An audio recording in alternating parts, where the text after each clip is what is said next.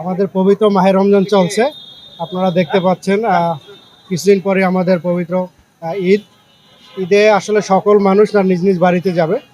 তো এই সময় আমাদের হাইওয়েগুলোতে সাধারণত প্রচণ্ড জ্যাম পড়ে এবং এই জ্যামের উৎসগুলো আমরা খুঁজতে গিয়ে দেখা যায় যে আমাদের সার্ভিস লেন যেগুলো আছে তার অধিকাংশই আসলে অবৈধ দখলদার বা হকার কর্তৃক দখল হয়ে গেছে। তো আমরা এরকম আসলে 6টি স্পট সাভারে চিহ্নিত করেছি।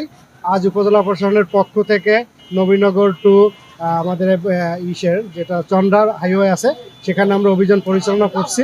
এর পরবর্তীতে অন্যান্য স্পটগুলোতে অভিযান পরিচালনা করা হবে। এখন পর্যন্ত কোনো অর্থদণ্ড বা কারাদণ্ড দেওয়া হয়নি। তবে আমরা যদি এরকম কেউ যদি তাদের দখল সরিয়ে নিতে অনীহা প্রকাশ করে সেক্ষেত্রে আমরা হয়তো জরিমানা বা অর্থদণ্ডে যাব।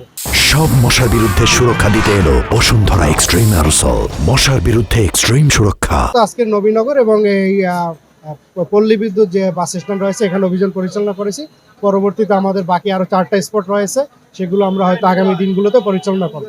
তবে আমরা ঈদের আগেই সবগুলোতে অভিযান পরিচালনা করব এবং সড়কগুলো আসলে আমরা উন্মুক্ত করে দিতে পারবো বলে বিশ্বাস করি। আমরা আসলে এরকম অভিযান পরিচালনা করে আবার তারা এসে বসে। এখানে আসলে একজনের আসলে দায়িত্ব নেই, দায়িত্ব আসলে সমন্বিত।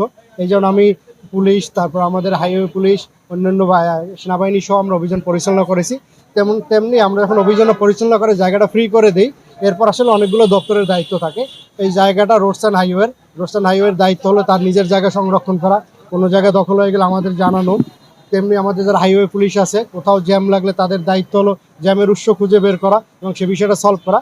তো আসলে এই জিনিসগুলোতে আমাদের সকলেরই সচেতন থাকা দরকার, সকল দপ্তরের ভূমিকা রাখা দরকার এবং একই সাথে সাধারণ জনগণ এবং রাজনীতিবিদ যারা স্থানীয় রয়েছেন তাদের আসলে ভূমিকা রাখা দরকার আছে বলে আমি মনে করি।